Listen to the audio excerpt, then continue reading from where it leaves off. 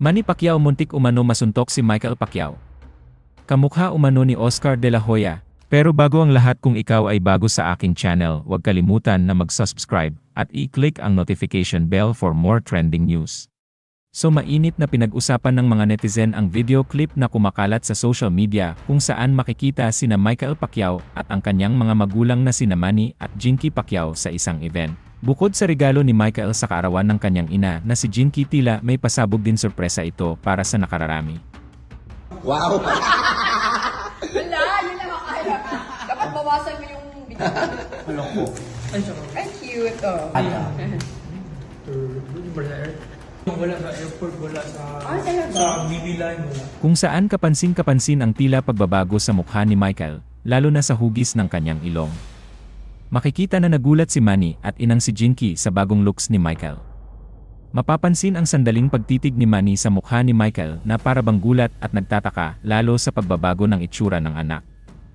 Pero mabilis din itong bumawi para hindi mailing si Michael, ay agad itong nagpakuha ng litrato si Manny kasama ang anak, senyales na anuman ang reaksyon, sa unang sandali na natili pa rin ang suporta niya bilang ama.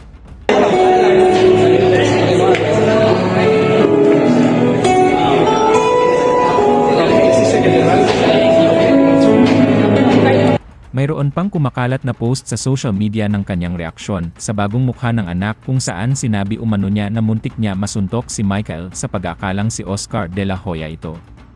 Bagamat walang opisyal na inilabas na pahayag ang ating pambasang kamao, katulad ng sa post, maraming netizens naman ang nagsasabi na kamukha talaga ng dating nakalaban ni Manny sa boxing na si Golden Boy Oscar De La Hoya. Samantala, maraming nagtanong sa comment section kung siya nga ba ito.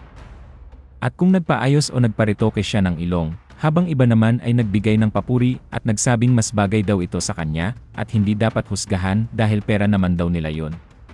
May ilan din nagduda sa umpisa kung si Michael nga ang nasa video, pero kinumpirma agad ng ibang netizen na siya ngayon.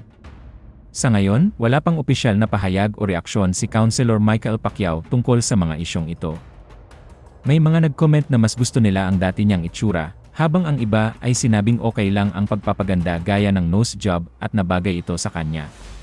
Samantala, may mga nagsasabing hindi raw tamang husgahan ang isang tao base lang sa itsura o opinyon ng iba, lalo na kung hindi mo personal na kilala ang sitwasyon.